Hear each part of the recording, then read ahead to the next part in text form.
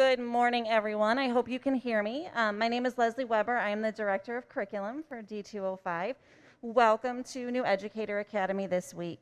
We are in 3 separate locations, so I'll be kind of stopping by each room today to say good morning and to hope that you're all well.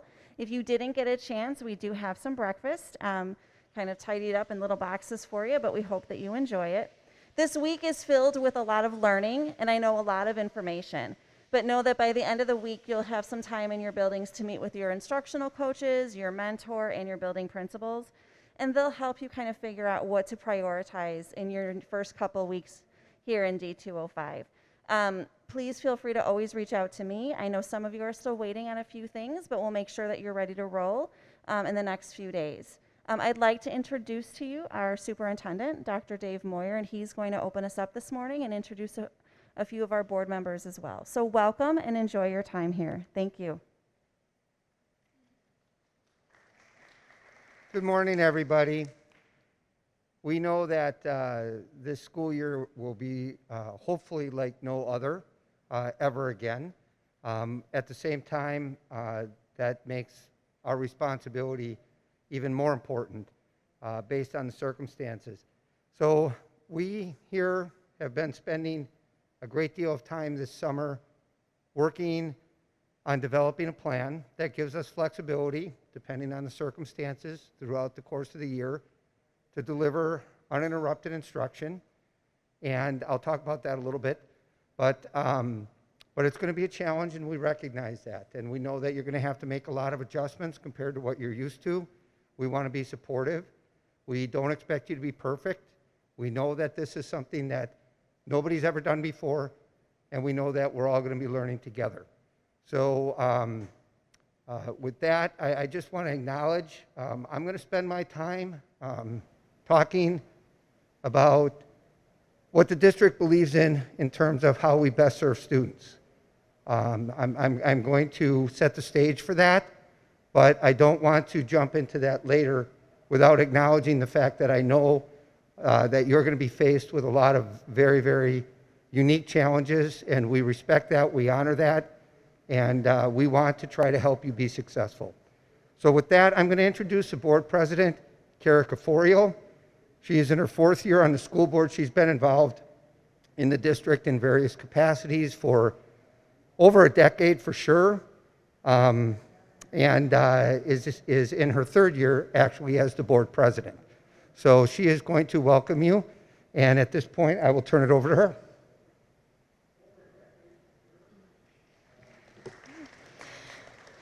Good morning. Welcome to District 205. None of us, I think, could have expected that this is how we would start the year. I want to begin by introducing, to keep our numbers down, the board really tries to come on this day. We like to see the new faces in District 205. But in order to keep the numbers down, we just had a couple of us come. So I have Board Secretary Karen Stufen, who is in her 3rd term on the board. I'm just going to give you a little background of what the board does, because sometimes it feels like, what do we actually do? There's 7 of us who are elected by the community to serve as volunteers on the school board. We meet twice a month to oversee or govern the district, which means we allocate resources, so allocate the tax dollars to support the education of our students. And we're really proud of our district and very proud of the work that goes on for our 8,500 students each year. So we are happy that you're here and willing to step up in a very it's going to be a challenging year. I'm sure you know that. It's challenging in just our own lives. So the board has committed to allocate a lot of resources to protect the health and safety of our students and our staff. That is a priority. We will be going into deficit spending to do that, to ensure that correct resources are in place. And we also are spending a significant amount of money to ensure our staff has the professional development to teach in whatever modality we are in this year, which we know could change. So we've purchased hardware already. There's professional development, money being spent, and software, resources, et cetera. So I want you to really feel that you are supported. We have great principals in every building, some of the best that we've ever had. So I hope that you will turn to them for support when you need it. And just know that while we do our work, we are thinking of you and how the decisions we make impact you. So I'm not really going to spend much more time. Dr. Moyer will give you all the good stuff about the district that's happening. But I just want you to know that this is really important work. We have 8,500 students who, they need you. They need school, they need teachers, and that gift that you give them in the classroom each day, whatever that looks like. So I used to be a teacher way back, and I love children's books, and so I wanted to leave you with a quote for today. So it's from the Lorax, by Dr. Seuss. Unless someone like you cares a whole awful lot, nothing is going to get better. It's not. So thank you for caring, thank you for being here, and thank you in advance for all the work that we know you'll do for our students. So thank you.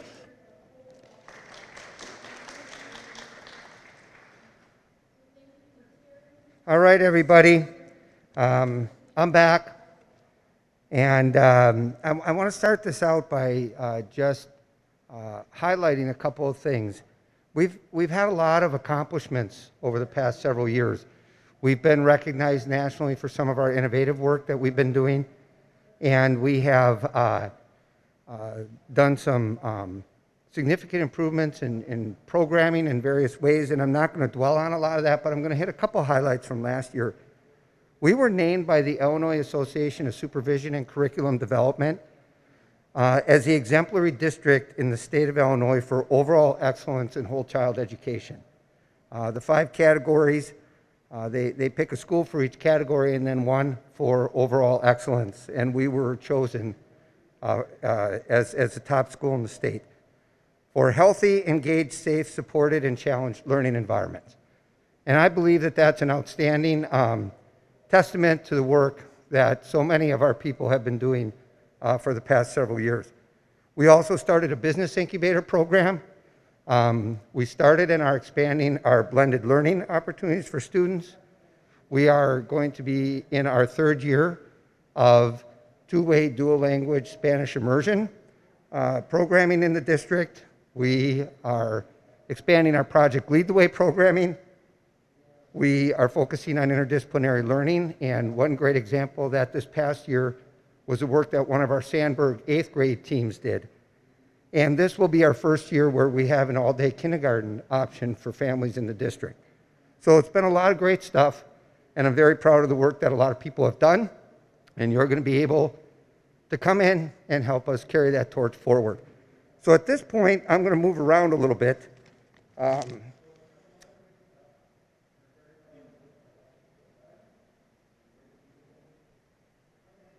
Test. We doing all right? Okay. So let me take you through this presentation here.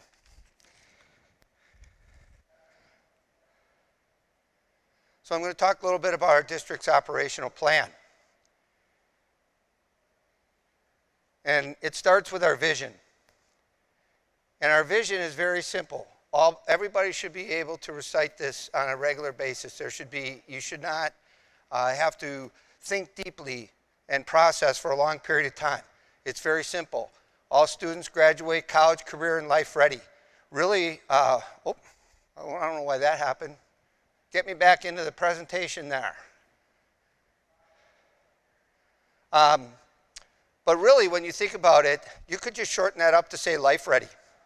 Because that's what it is now, really. It's all combined. It's not one or the other.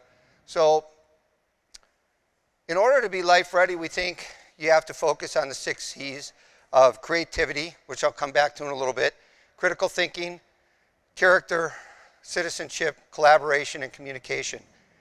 And because that will also relate to what I talk about standards. We want to look at standards in a skill-based kind of context, not a content-based context. Then, the district mission, accelerate learning for all students. Now, the vision is what we ultimately want to become. The mission is how we go about getting there. So the focus is on all students. The thing is that everybody all over the place says that. So what does that mean? And do you actually, is that reflective of your everyday, of the everyday experiences your children will have in the learning environment that you create for them? Because everybody says that. But we all have our own biases. We all have our own inherent things that we grew up with, things that we learned over time. And the question is, are our practices really focused on all students, or do we just say they are? And so what we did a couple years ago, our administrative team and I said, what does all students mean? And this is what we came up with. All students must learn and grow. And we really want to focus on growth. And we want to be a student-centered organization. And that's difficult because you need to balance the needs of students and employees. You've got taxpayers that are paying your salaries. You've got a wide variety of constituents that are making home purchasing decisions, et cetera. And so you've got a public institution. And sometimes all of us need to check ourselves and remind ourselves that it's about the students. And then we really want to focus on being a future-focused organization, okay? You can focus on best practices and you can perfect a 20th century school, or you can focus on next practices and you can help students be ready for what they need with things that we can't even begin to imagine 15 to 20 years from now. That's why we're focusing on standards, but that's why we're doing it from a skills-based approach, not a content-based approach. So the strategy to realize all of these things is a relentless focus on academic, social, emotional, and technology learning standards. But again, in the context of the four things that you see above. We want to personalize learning for all students, formative assessment and feedback, rigor, student engagement, and agency. That's what we're all about. And if we do standards right, we can use the standards to leverage those four areas. Okay? We're beginning to move into an era, if we haven't started that decade ago already or more, about an IEP for every student. Personalized learning pathways for every student. Making the learning experiences meaningful so that there's student agency, ownership over their own learning. They can articulate what the next step is in their learning progression. You are the facilitator of learning. Okay? But we could talk about student engagement. Student engagement is more about the student engaging in what the teacher wants. True student agency is more about the student having the ownership over their learning experiences. That doesn't mean that you're not setting up the framework. That doesn't mean that we don't have specific outcomes that we want for kids. It just means that the students are driving their education, and that's a difficult mind shift for some people to make. Now, when you put it all together, I came up with this visual. Still haven't quite figured out if it works, so I might play with that for a while. But what we're trying to do with our school improvement planning is really narrow the focus and become much more about outcomes. And we're a professional learning communities organization. So you've got your 4 PLC questions, right? What do you want students to know and be able to do? How will you know if they've learned it? What will we do for those students who have not learned it? And how will we extend learning for those who have mastered our expectations? The issue that we have is too oftentimes PLCs live in the world of question one. And they spend all of their time focused on teacher-driven type things, like the curriculum, or how are we going to deliver instruction. And they never make the shift from what's being taught to what's being learned. We never get to questions 2 through 4, which have to do with assessment and individualizing learning for students. And that's where we're trying to develop a system that we call our 100-day plans. And we have 3 of them. We're trying to really narrow the focus and get people focused on some very specific outcomes. The first 100 days, some of them are a little bit more about process and foundation, and then we'll get into some specific benchmarks that we want to look at in these different areas. But the first one is just what I talked about, making the shift from question 1 to questions 2 through 4. So that's something that we want to be very explicit about. We want our coaches to coach to it. We want our supervisors to supervise to it. We want you to internalize it. We're reporting this to the board. In December, I need to be able to say that that happened. The second one, also focused on PLCs, is, and I have some live links in here, so I hope this will be made available to you by our people. But not all standards are created equal. And too often we talk about coverage and content. And what we really need to do is think about standards that have endurance, that have leverage, that have essentiality. They drive the next level of learning, or they cut across all content areas. Okay? So what we want people to do, and we've done a lot of standards work, and some of that will be shared with you over the course of the next couple of days. We've done a lot of standards work over the course of the summer, and we're continuing that work over the course of the school year. And what we want our PLC teams to do is to identify 2 power standards at their grade level that they focus on and really develop personalized pathways for their students based on the 2 power standards that they think drive the learning the most. So that is the second 100-day plan, and the third one has to do with technology. I don't know how many of you are familiar with a person by the name of Eric Scheninger, but Eric is with the International Center for Leadership in Education, and he's one of the leading technology people in the country. And Eric came into our district last year, visited classrooms, and what we found is we had a lot of technology, but it wasn't necessarily being utilized consistently, or when it was utilized consistently in a manner that gets to what we're going to show you later, which is quad D learning. And so what we want to do, obviously, technology is going to be huge this year, right? I mean, we're going to, by default, have no choice but to get good at it, really. But when he comes back, we want to show improvement in some select areas.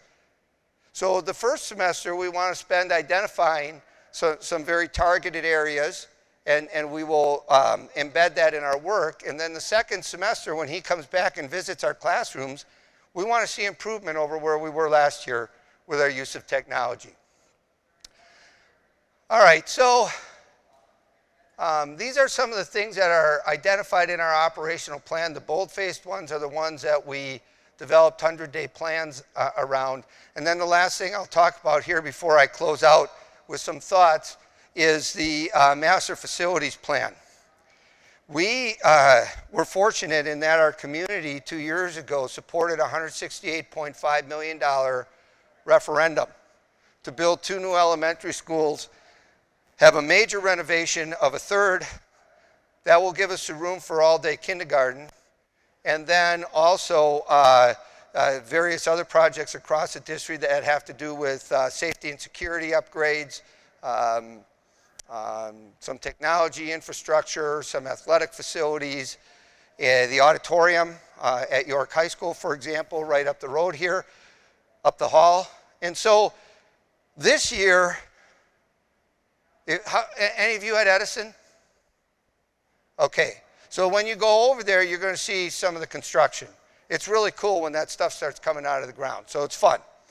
But all of the learning environments, again, we go back to the future focus theme. So we're focusing on media centers. We're focusing on learning spaces that allow for flexibility and agility and multiple modalities and supporting the 6 C's, kids collaborating, really focusing on having the facilities support the instructional philosophy.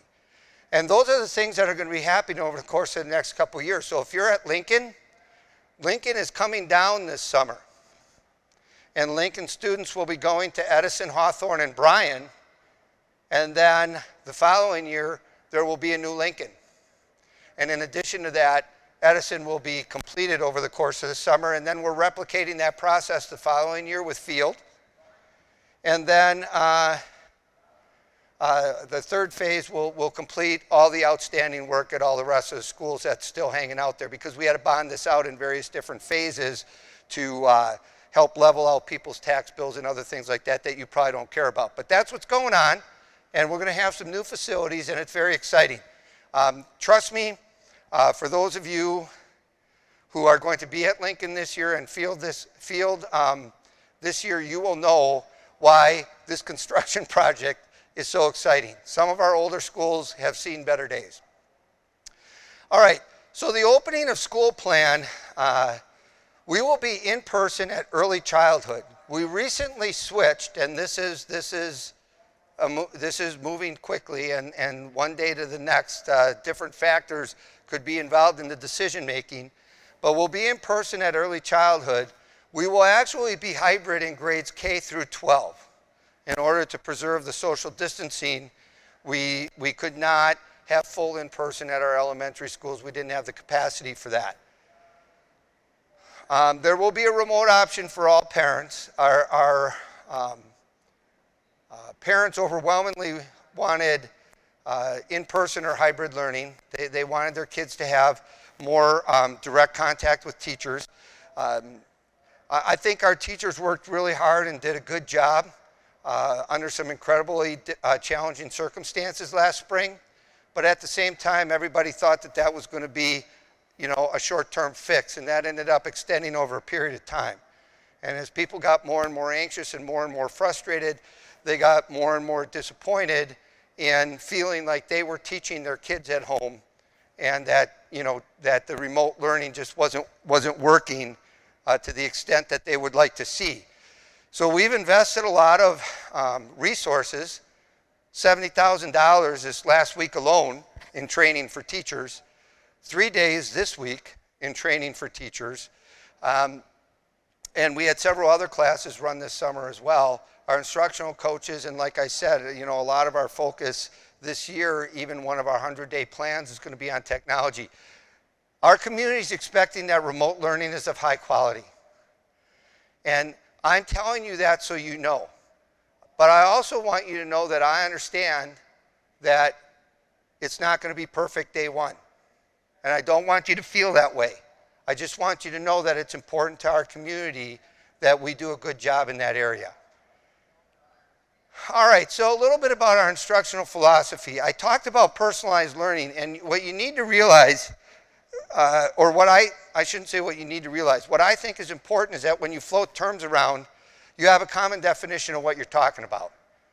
When you say formative assessment or other terms like that, that can mean 100 things to 100 different people. So we've adopted this as our definition of personalized learning. We don't call it differentiation, because that's more about what the teacher's doing. And besides that, that's a word that drives most teachers crazy, so it's like one of those buzzwords that we're not using. But we have to call it something, so we're calling it personalized learning. And that's how we're defining it. So take a minute to process that.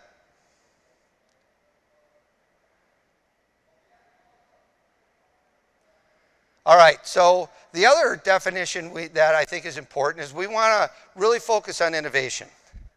And the way we look at innovation is it's a ambidextrous kind of approach, meaning that we continuously improve and we maximize what we're already good at, but then we support pockets of innovation, and we suspend the rules, and we let people take risks, and we find out what works, and when we find out what works, we scale it. So we both we experiment, but we also focus on improving, you know, sort of the things that we're already good at. But when we innovate and we find out what works, and we find something new, it has to be scalable and it has to be able to be sustained. And then once that happens, that sort of becomes the new normal, that you're always continuously improving while other people are innovating and trying to figure out how to do it better. Now that may not make sense initially, but I understand that you have a lot of immediate things right now that you need to focus on, but over time you will see that innovation is still an extremely important concept, and that organizations that don't innovate don't stick around long. And as public schools, I think we're critical to the middle class viability of the future of this country. We have an extremely important role to play in our economy. We need our kids to be able to function and access sustainable jobs. Service sector jobs do not sustain a tax base. They don't allow for independence. We need to get kids out there into the world where they can be self-sufficient and where they can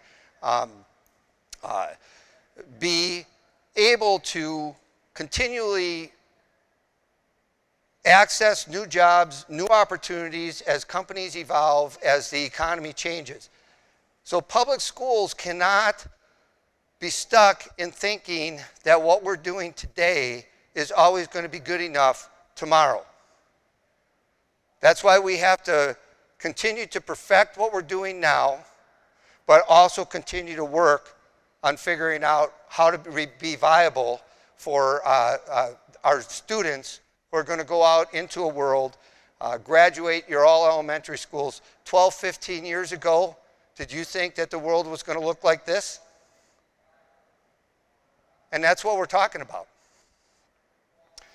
All right, so when we talk about equity, and that's going to become an increasingly more part of our organization that we delve into, that we help people understand. We're going to commit resources. We're going to try to figure out how we as professionals interact, how we get students to interact, so that we can truly meet the needs of all students. But the thing that I want to emphasize the most is that the number one starting point for teachers should be assessment.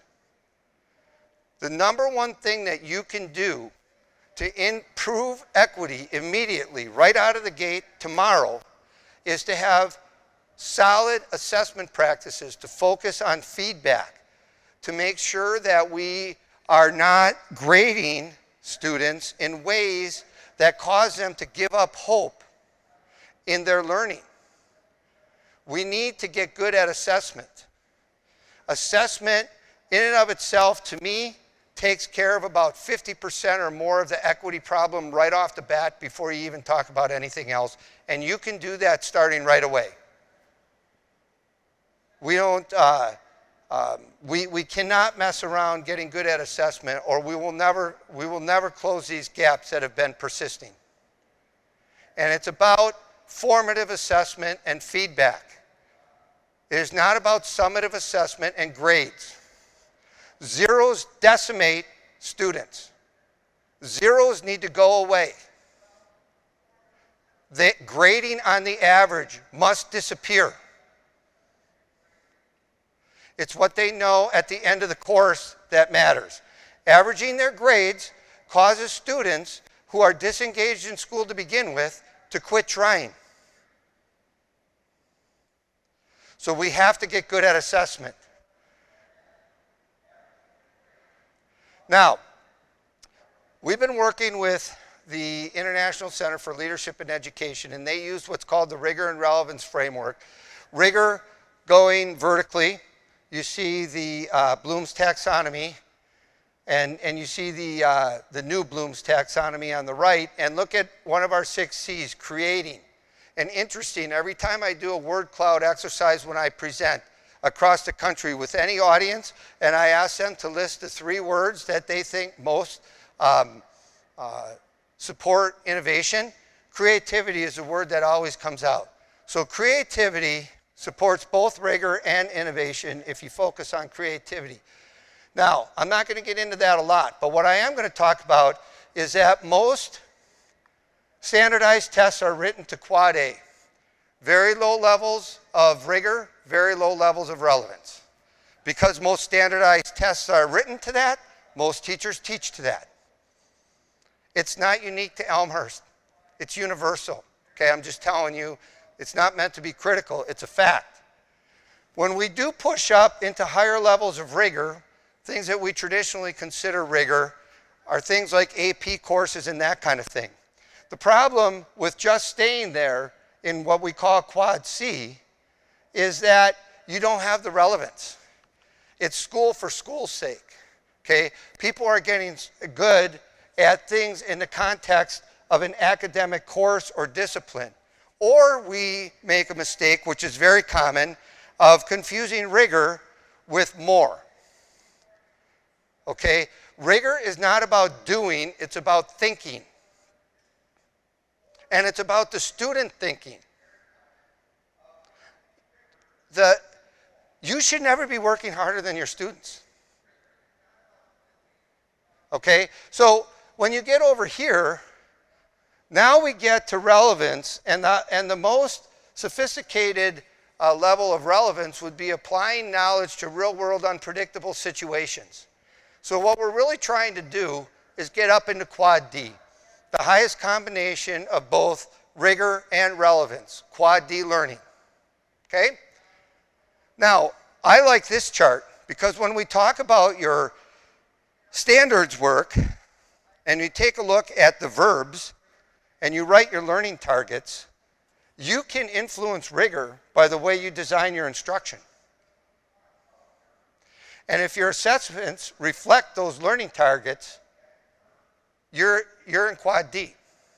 So what I think is important is for you to keep this by your workstation and refer to it when you're doing your planning and refer to it when you're doing your PLC work. And oh, by the way, we're talking about technology. We consider technology to be an accelerator of learning, not a driver. However, technology, when used properly, can do things that you can't do without it. And it gets you to that personalized learning, the rigor, the formative assessment and feedback, and the student agency a lot faster than you can do it in a traditional type of approach.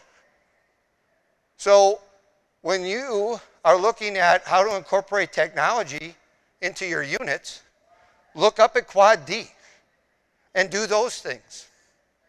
Because, again, just like not all standards are created equally, not all technology is created equally.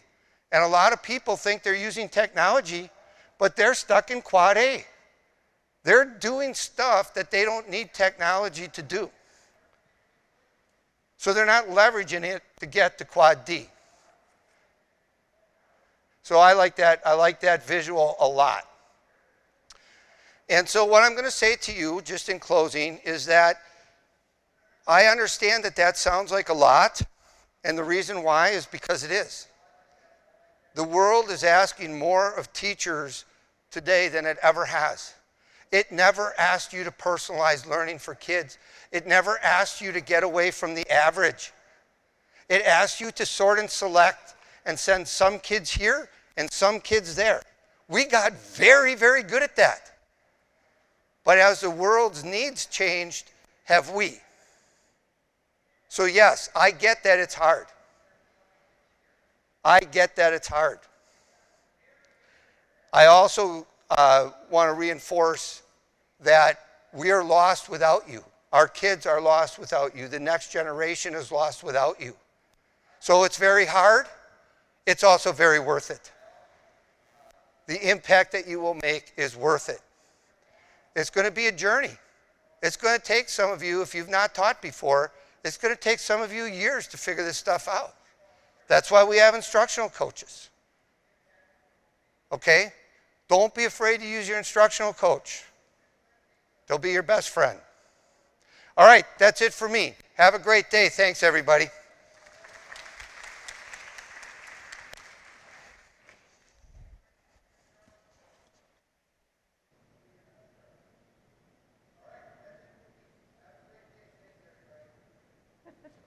Thanks, Dr. Moyer. Thank you to Dr. Moyer. Luke Pavone is our Assistant Superintendent of Human Resources, and I'm just going to take a second to pull up his slide. Like I said, I know it's a lot of information. Know that we're always here as resources if you have questions. This day is a lot of listening, but in the next couple days there'll be a lot of working through some standards and working through some curriculum, and I'm going to go over those logistics in a little bit. So I'm going to introduce Luke Pavone and put up his presentation now.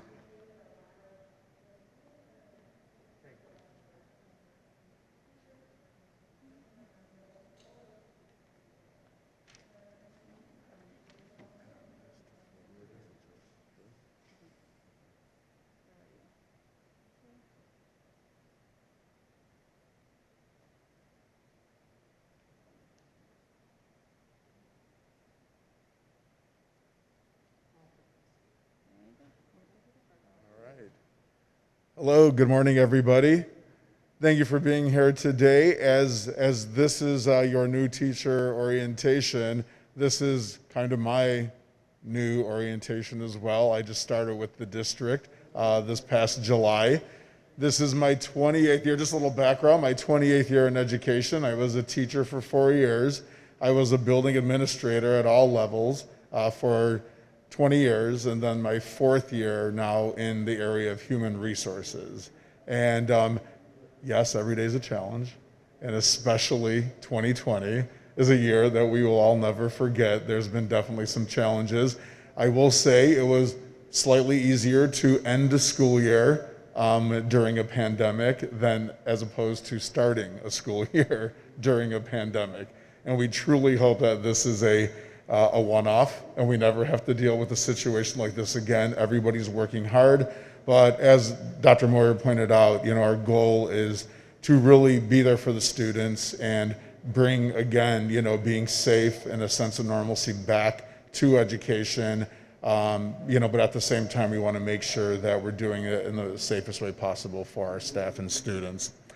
So what I wanted to share with you today, and don't worry, I'm going to send this to you electronically, so you'll get this information, no notes or anything. I will send this out to you.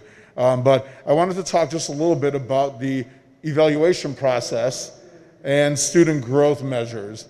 The reason why I wanted to focus on that is I didn't have anything to do with it, but 3 years ago, though, the district, the teachers, the administrators, and the union, they got together to take a look at their teacher evaluation model and make some changes to it.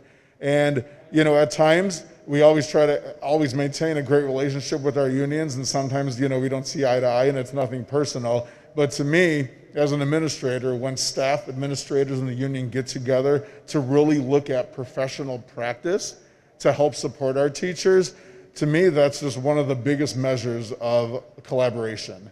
And they worked very hard, and that's why I want to share this information, because I feel it's very important. So the prior practice, observations, they were graded. There were challenges in the previous evaluation system that was utilized, and they must rate formal and informal observations. And that was only one aspect of professional practice that was considered during the evaluation cycle. And observation ratings, those sometimes led to difficulties in understanding how a summative practice rating was determined. At times, I'm sure if some of you have taught before, at times you went through the evaluation process and you feel like, well, this really isn't a true snapshot. It might have not been the best day. This isn't a true snapshot of what I'm actually doing in my classroom with my students. So our current practice, the evaluation system now has domain ratings, and I'm sure most of us probably have heard of the Danielson framework, and that's what we're utilizing in our district. So now we look at the 4 domain ratings separately: planning and preparation, classroom environment, instruction, and professional responsibilities. And those are all counted towards the summative evaluation piece. The domain ratings, these are based transparently on observations and data and conversations regarding professional practice. We feel like this really is a great model because it's really a coaching model, and it's for teachers and administrators to be able to communicate with one another, look at our strengths and deficiencies, and also just be reflective on how we can just become better. I mean, 28 years in, I still don't know everything. I don't want to know everything, but I'll try to figure it out. I'll try to figure it out with individuals to try to find an acceptable answer, an appropriate response, okay? We don't want people to feel pressured. We just want to help everybody grow. So the rationale for the domain ratings, observations, they're just like a piece of the observation cycle, but more like a formative assessment rather than a summative. The ratings in the 4 domains, they clearly articulate the strengths of the teacher and areas of improvement. This creates the framework for a productive conversation, between our teachers and their evaluators, and it gives us student growth data measures that we can look at, and those are the areas of focus that we can look to improve upon. So the previous practice for professional practice ratings, those were assigned based on a preponderance of evidence. So evaluators, they would consider all pieces of evidence in each domain based on observations and different data points, and assign a professional practice rating holistically. So sometimes staff communicated that they felt like ratings could, in essence, be subjective. They didn't feel like it clearly reflected what they were doing. So the current practice for professional practice ratings, the standard guidelines for the 4 domain ratings, they're used it applies to we utilize the 4 domains and apply that to all certificated members. So this design, it increases the ability for all teachers and evaluators to have timely and worthwhile conversations regarding their practice development and the areas of growth that they can utilize throughout the year to improve that practice.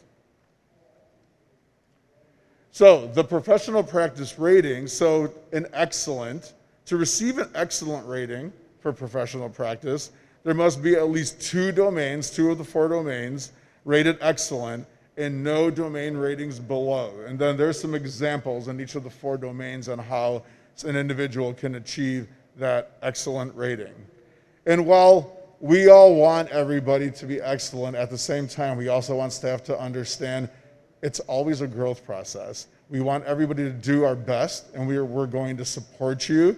We don't want you to feel stressed and pressured. We do want people to think outside the box and take risks. And we all know, we tell our students, with risk sometimes come failure, but failure isn't terrible. Failure is a way for us to look at what we're doing, realize that something didn't work, and then we make those appropriate changes and moving forward. So we want to make sure that everybody feels comfortable and supported. So for proficient rating, there must be at most 1 domain rated needs improvement, and all the other domain ratings have to be proficient. So those are examples of the 4 domain ratings and how an individual would be rated proficient.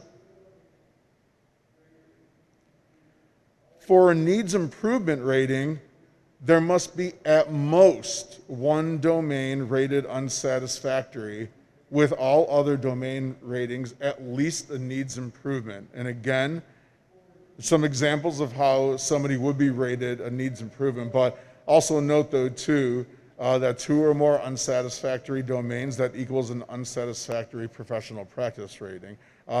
I just note that in there. We're not saying that any of our staff are unsatisfactory. We don't want anybody to be unsatisfactory. That's why we really value the communication between a teacher and their evaluator and their administrators.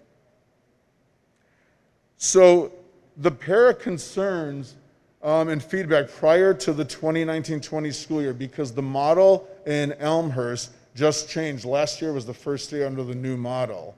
So the prior concerns, the challenges that staff articulated were these, that student growth measures, they vary significantly when small numbers of students are used, and student growth measures are useful for teachers to be informed about their students, but not intended by the assessment developer to be a tool to evaluate teachers. So, just for informational purposes, employees exempt from student growth measures based on their job duties and responsibilities in para are social workers, psychologists, counselors, SLPs, deans, instructional coaches, department chairs, and I note in there, if not teaching, because in a lot of districts, a department chair still might have some teaching. They might teach 1, 2, or 3 classes and do departmental chair duties, and library and media specialists, just because the way that the domains are broken down, this isn't applicable to those different jobs. So for 2020-21 school year, the guideline for small numbers of students, at least 75% of students that a staff member has, their work should be included in student growth measure. And for staff who have less than 10 students available, a staff member may choose to default to a growth rating of proficient. That growth rating of proficient automatically means that the summative rating will be the same as the professional practice rating. I put in just a couple of matrices in here about what various ratings would look like in regards to professional practice and student growth, and what the rating would ultimately be. Don't stress about that. When I send this information out, I'm going to give you additional information about the whole evaluation process and what this actually looks like. But there's just different ways that we'll get to the ultimate rating. So the para matrix, the rationale, it shows that teachers with the proficient rating in professional practice and excellent student growth, they'll receive a proficient summative rating. I know this sounds confusing. You'll understand though. I can't see faces, I can see eyes though and people looking, but you will understand this as we move along with the evaluation process. The para committee also agreed that professional practice should be the focus of the evaluation process. Currently, the practice ratings drives the summative rating, except in the extremely rare circumstance that student growth data is unsatisfactory. So, main idea number 1, based on our committees implementing this new model, that the evaluation process is much more transparent and effective by assigning ratings in the 4 domains rather than based on a single formal or informal observation. And we all agree with that. There are other things that we have to look at and get away from those subjective ratings of staff. The second idea, the main idea, is that that clear standards are implemented to use the 4 domain ratings to assign a professional practice rating. Staff members with small numbers of students may default to proficient for student growth. And the professional practice rating will almost always determine the summative rating of a staff member. So student growth measures remain important for dialogue between teachers, evaluators, parents, and students. We all look at these data points and these really guide our conversations. But it's less important now as a driver of the summative rating for the evaluation process because we're now looking at multiple data points. And again, I felt this very important to share with you because the collaborative process that the union, the administration, and the teachers worked on for the previous few years to get to this new model really is a huge achievement. I don't know if any of you have had the opportunity to work on a committee to change an evaluation process. It's usually very difficult. People don't usually like to give that up. Sometimes it's very embedded in the collective bargaining agreements. But when everybody comes together, that usually means that there's a really good consensus, that we really are focusing on helping staff improve themselves. You know, in the past, I know as a young educator, at times I felt like it was a gotcha. You know, like somebody was always trying to get me for something, and it negatively impacted me, but I didn't feel that that always represented what I was actually doing in my class. So having the 4 domains is just a great way to now really focus on areas of improvement, keeping that dialogue, looking at student growth, and focusing in on teacher professional practice. So I just want to say that we are very excited, and I want to welcome you to District 205. And again, do not ever hesitate to reach out to your supervisors, building or district administrators. If you have any questions or need assistance, we are here to support you, and we want you to have a very successful experience here in District 205. I know, just on a side note, I think some individuals who might be here today in our various areas might be coming over to the district office.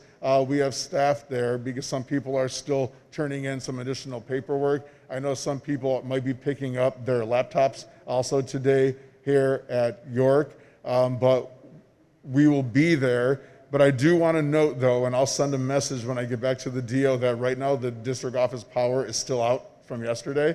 And so I don't believe too many people are there. So I will make sure I message the staff here at York when I go over there just to see if we're able to process anything that you might be turning in, okay? And again, thank you so much for being here. We're very excited. Don't let the pandemic stress you too much, because we will get through this. There will be an end to this, but we're excited to have you here and working with our students. Thank you.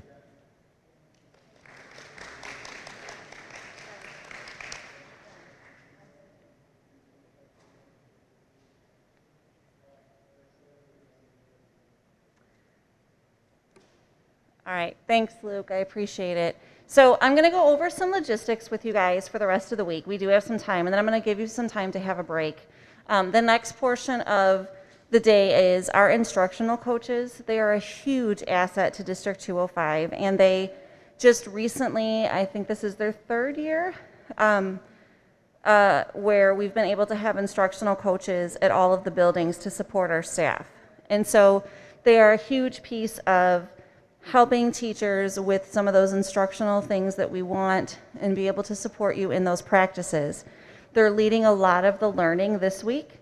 They're also going to lead a lot of the learning in the upcoming Institute days and professional learning days that are ahead of us before the actual school year starts. So Kate Cortez and Matt Johnson and Carla Schmidt are going to be presenting to each individual group, so it won't be a live stream in a few minutes. So they're going to kind of go through what the best ways to work with an instructional coach are, how to reach out for help and support, and just kind of who to go to and what they can do to support your journey here.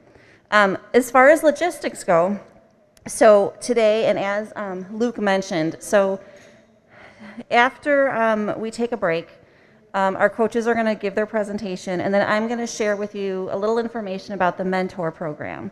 So the mentor program is something that I am in charge of. This is my 2nd year being in charge of this. I was a principal at Jefferson Elementary for the past 5 years. Last year I was the director, and now this is my 2nd year in this role. So the mentor program is something that I want you to have a little knowledge of, some of the expectations today, but at the end of the week you'll meet with your mentor to go over those a little bit more in depth. If you have not been contacted yet by me about the mentor program and who your partner or mentor is, I'm going to continue to work on that today after our sessions, because we wanted to make sure everybody was kind of officially enrolled as a staff member before we assign them a mentor. If you don't hear from me in the next day or two, just reach out and say, hey, Leslie, you missed me. It happens, right? And so I just hope that we have some patience and flexibility in the upcoming days as we get to kind of maneuver around this new situation we're in. So after the instructional coaches, I'll go over the mentor program. Then there is going to be a message, and John Quigley, who's the president of the Elmhurst Chamber of Commerce, is going to share some words, excuse me, in a presentation with you guys, and then you'll be able to go on your own for lunch. They do have a grab and go goodie bag as well, but you're on your own for lunch today. You can go back to your buildings after lunch. Here's the piece that's interesting. Unpredictable weather, unpredictable times. There are several buildings that are without power. Someone was looking over me today because York is one of the few schools that has power and full internet. So today is a good day.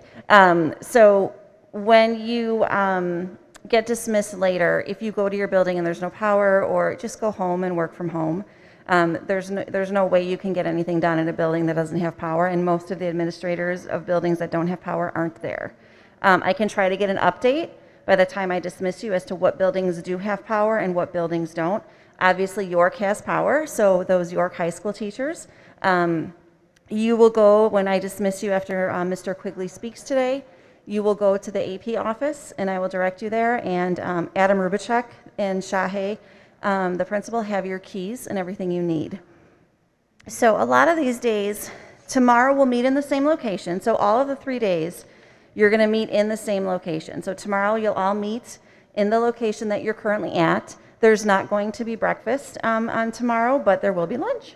So tomorrow we will have presentations very focused on the different learning environments. So early childhood and elementary, middle and high school will all have presentations on PLCs, establishing effective communication systems, how to have student engagement. And our coaches have built their presentations around the levels that you are at. We're really trying to personalize things as best we can. Everyone sitting in the room is not just a general teacher.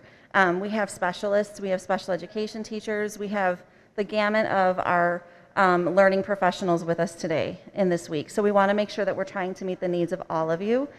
Please bear with us, as sometimes it can be a little bit difficult, especially when there's just 1 or 2 people in certain areas. So then tomorrow in the morning we'll have 3 sessions. The presenters will rotate, you will stay the same. Then Max Schoenberg, who's the president of the Elmhurst Teachers Union, he'll be speaking a little bit, and they're going to provide lunch. It's a grab and go lunch, because then you'll be able to go and work at your school again. On Thursday, it is a little different. Thursday, our York folks are going to work with their York administration. So York will meet here as well, but you will be working solely with Shahe and Adam and the York administration. EC8, you will be working with our coaches again. On Thursday, working on digging into curriculum. I know Dr. Moyer talked a lot about learning targets today, how to grade and assess students. So we're going to give you some resources and have you get access to things like our teacher guides that have proficiency scales in them. The coaches are going to work with you on how to use a proficiency scale, how to read through some of the materials that we have that we've started to develop as a district. So we're going to give you time Thursday morning to dig in to the curriculum and standards work, then have lunch on your own, and then come back and work on the workshop model of instruction. So the workshop model of instruction is something that in the past couple of years we've really strived to train our teachers in work. The elementary teachers had training about 2 years ago. Last year we started to implement this in the middle school as well. It does involve both. We're looking at math as well as ELA to kind of give what Dr. Murray was talking about, that personalized learning for students. So you'll be working on that in the afternoon. If you are an early childhood teacher on Thursday, after lunch, you would report to Madison, and Susan Condrat, the principal, will be working with you guys on specifics for the Early Childhood Center. On Friday, you will report to, and hoping all the power and everything is willing to work for us, I'm hoping. On Friday, you'll report to your homeschool as well, starting from the morning. You'll have a brief meeting with your principal. I've asked the instructional coaches to meet with you, and I've asked for your mentors to meet with you that day. I know it's a lot of meetings, but I feel like those are the times you're going to have a lot of questions, and we want to make sure that you speak to the right people to have some of those questions answered as best they can. Then that'll be it for the new educator. On Thursday afternoon, at your last session, we'll ask you to fill out a survey, kind of an exit slip. This is my first year running new educator. It's definitely not an ideal situation given the situation we're in, but I would love any feedback that you have, because I feel that the feedback you give me, I can definitely implement for incoming teachers next year. And so I want to make sure that I'm meeting the needs of the teachers as best that I can.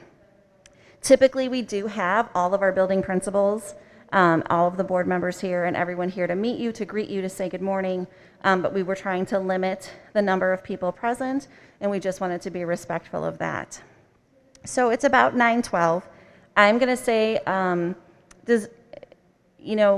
just appreciate your patience. I appreciate the fact that you're taking on this new role in such an unknown environment. But as Dr. Moyer said, our Board of Education, the administration, and the building principals and the teachers all want us to do what's best for you and what's best for kids. And so it may be a rocky start, but it's going to be a great year. And we appreciate all that you're doing in your time here this week. Like I said, I am Leslie Weber. You can reach out to me via email if you have any questions. Some of you have. But always feel free, no matter what time of the year. You'll see a lot of me through the mentor program, which we'll talk about a little bit later. So it's about 9:15. What I'll say is if you guys will, if you would like, I know a lot of people haven't had breakfast, but please feel free to grab some breakfast no matter what room you're in. There's breakfast outside. If you would like to go use the restrooms, they're down the different halls in various locations. If you need to go outside to get a breath of fresh air, please feel free to do so. Our coaches are scheduled to start at about 10, so we have some time. So just take some time to breathe, to walk around, to get situated, stretch a little bit. I know it's a lot. If you have any questions, feel free to come back to me and ask me. I am here, and we'll see you guys back probably about 9:50, just to get everybody back situated, and by then the coaches will be ready to roll. Okay? Thanks for a great morning. Go ahead, take a break, take a stretch, and we'll see you in a little bit.